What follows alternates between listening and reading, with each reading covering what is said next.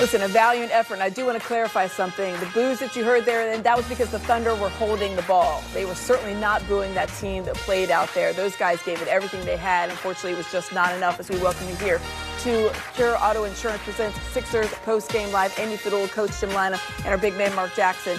And listen, this was a game. On paper, it should not have been a game. And if you're into those point spreads, they thought it wasn't going to be a game either. But the Sixers, the guys, no one told them that, Marc Jackson. No one told them that it shouldn't have been a game and they were going to be outclassed. And they fought tooth and nail in this one. It's the opportunity presents itself. You got to take full advantage of it. And I thought those young guys did that. Dalton, Edwards, I thought they all played very well tonight. Bona had some nice plays. You know, they understand, like, we're still professionals. We may not be in that higher echelon, or we may not be the veterans of this league, but we got here for a reason. We need this opportunity to show what we can do. A sage man told us at halftime that, listen, you don't know about these young guys. They're going to keep this one close. That was this gentleman next to me. And Coach, you were right. I mean, the third quarter, they outscored them, and they held their own almost through the entire way of the fourth as well. Yeah, I thought they played extremely hard. I like the defensive effort. You know, they were able to turn over. I mean, this is the best team out in the Western Conference, and they turned them over a lot and got the play at the end of the third period. Yes. The Sixers score, and the Oklahoma City gets a little careless. Another steal. They score 4 points in 4 minutes to make it a 6-point game at the end of three quarters. So, yeah, these young guys deserve a lot of credit. Yeah, Gershon Yabusele with that was, I think, 4 points from him at the very end. 6 points that he scored, including the free throws at the end of that third. That is the subject of our Toyota electrifying moment. And when you're looking for anything, when you are outclassed on every aspect of the roster, and you're looking at guys that are all-stars and MVP candidates, yep. Mark, you need plays like this from Gershon Yabusele. You do, and these are hustle plays, and yeah. These are opportunities right here. And look at Dalton right here. Getting this right here. Once again, watch. Boom. These are hustle plays. This is not plays. This is not setup designs. This guy's outworking other guys. So Yabu coming up with a steal, and then he has back-to-back buckets in this one. And this one at the buzzer cut it to 6, and that's where you're thinking, uh-oh, like maybe. Here's the steal. Jeff Dalton has the steal. Yeah, he's going to miss. And Yabu, well, look at Yabu. He comes from all the way out there in three-point land. You're right, crashing that board and just beats the buzzer. And that, when you're trying to get something going right, that's a huge momentum boost for your team, Coach. No question. And again, if sometimes that's enough to swing a game. You know, now again, the Sixers weren't able to sustain. They actually cut it to 4 in the early stretches of the fourth period. But Oak City, you know, they went on a big-time run because the Sixers didn't have the firepower to be able to match. Yeah, I mean, Mark, obviously you've been in games like this where you've been severely undermanned. Getting a boost like that can really help, you know, kind of buoy you through the rest of the game. Absolutely, Amy. It boosts morale, but also it has an effect that gives these young guys confidence, and they can roll with that. So tomorrow night, we're right back at it. Tomorrow night, you know, God forbid, certain guys don't play. Guys are more confident, willing to show, hey, this is not a fluke. We can continue to do that. But hopefully the Sixers have more firepower now.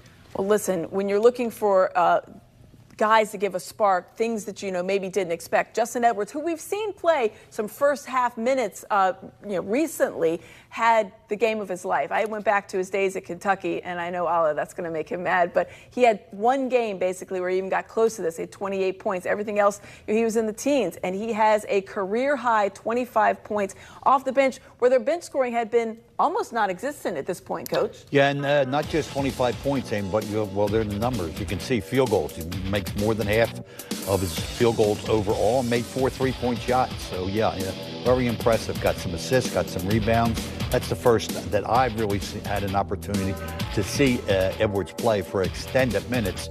And again, I will repeat, this is the #1 team in the NBA statistically. So it's not like, he did it, against guys he's running up and down like in an exhibition. That was real play out there, by an outstanding defensive team.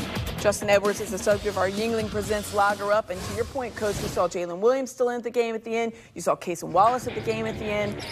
They were playing their guys because it was in question until the end of this one, and that's what you want to see. But Edwards, highly recruited out of Imhotep, a Philly guy. We knew that you had this in him, but he went undrafted. How much do you think this game means to him, Mark? It means a lot to him, and it means a lot to not just himself, but the mental aspect about how do the coaches see him after a performance like this. He played very well a couple of games ago as well.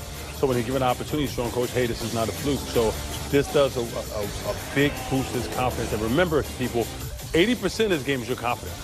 You got confidence. If you put yourself in that position, you get confidence from preparation. And if you perform like this, it keeps going. I mean, here's a guy that he doesn't know if he's in Delaware one day. He doesn't know if he's going to be in the Sixers rotation at all. And then he goes out and he knows he's going to be called upon in this game because of the numbers. And he puts 25 up there, Coach. Yeah, and that's part of the challenge, Amy, for these young guys who are like not top draft picks. You know, they're going to go between the G League and, if they're fortunate, you know, get a stint with the team up on the NBA level. And as Mark likes to point out, when you get that opportunity, you have to be ready to take advantage of it. And it's not an easy thing to do. You know, you can get starstruck. I mean, come on, he's out there. He's looking across at his Kentucky buddy Shea, who's a candidate for MVP in the league. So to be able to perform at this level, given that the minutes were available for him tonight, that's a real plus for a young guy. Here's a look at the scoring, because you can see the starters, and then right there at the bottom, those are guys that came off the bench. There is 47 bench points in this one. Rough one, obviously, for guys like Reggie Jackson. Eric Gordon has been starting, but Jackson, obviously, limited minutes, and Kelly Oubre struggled as well. But you had guys like Ricky Council, Justin Edwards, and Jeff Doughton contributing big time. Let's we're going to talk continuously about those guys like Doughton, like obviously Gershon Yabusele, but we're going to hear from Nick Nurse right now after this team's loss. Well, I think that outside of the really poor start, right, we got into the game much better and played a lot stronger and a lot tougher and all that kind of stuff, and stayed with the game, for most part. And then we had a little, a couple rebounds. We got 3 stops to start the fourth, but they got offensive rebounds on all of them. Then we had a couple turnovers as well, so we kind of didn't take advantage of our possessions. It was a big key to the game, and we certainly started off early, just handing them the ball, right? And then we had a little spat of that in the fourth as well, which kind of opened the game back up. But for the most part, some of these guys played pretty good, played pretty hard, and executed pretty well. What did you make it, Justin, this week? Yeah, really good. I mean, I think he's really improving. Again, he gives a really good effort on the defensive end. He's capable of guarding, lots of positions defensively. He's got a good feel offensively. Again, the ball finds him because he's moving to the right place at the right time. Thought he took a good number of threes that were there. I thought he drove when he was supposed to. I thought he got off it when he was supposed to, for the most part. So, yeah, really, really good bright spot there. How much did tomorrow's game, the back-to-back, play into Paul, Maxey, and Caleb not playing tonight? Well, I don't know. Listen, I kind of always play who's available, right? And I was told that by the time the game started, those 3 guys were out, and so they weren't available. What was your reaction? Do you expect them to be tomorrow?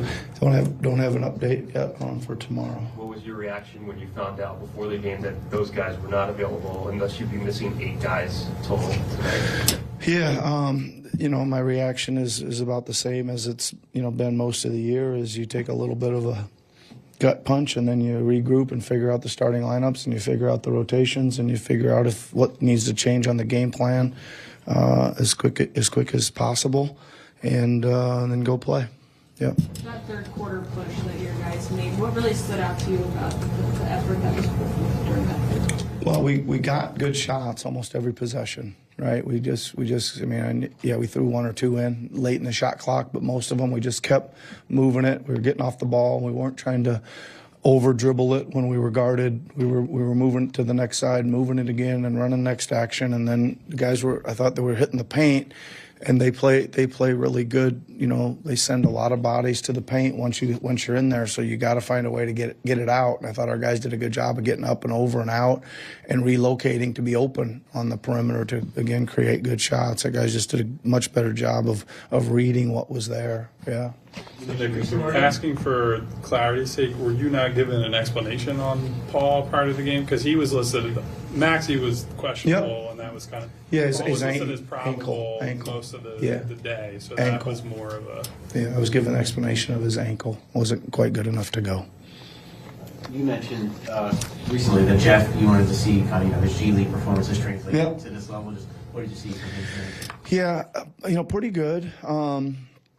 There's still, a few things I want him to do a little bit better. I think in that position, I always think that guy's got to be kind of, he's got to get a little dirtier. Right, that third guy, I want a little bit more pressure out of the third point guard. I want a little bit more, creating loose balls, getting on the floor for loose balls, running down long rebounds, adding some pace to the game, etc. He did do a good job of orchestrating and getting us into things tonight better than he's been doing. And then again, I think that he's a capable three-point shooter. I don't know what he took tonight, 2 for 5. He's just got opportunities coming off ball screens to pull the trigger on those. I'd like to see him shoot more of those. If they're gonna go under and give him those got to be kind of automatic pulls. And I want to see if he's high enough percentage. Got to take and make those. That's the right read. That's the right play at that time. And sometimes he hangs on to it a little bit longer to probe the paint because that's kind of what his his specialty is scoring in the paint. Yep. Nick, energy wise, some of these guys obviously aren't going to play this many minutes when everyone else is back. Do you see a way as a coach to bottle some of this energy and translate it to some of the other groups?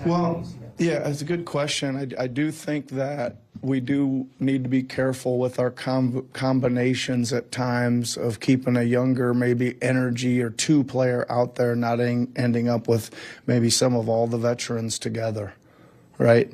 So that'd be the way I'd answer that. Yeah.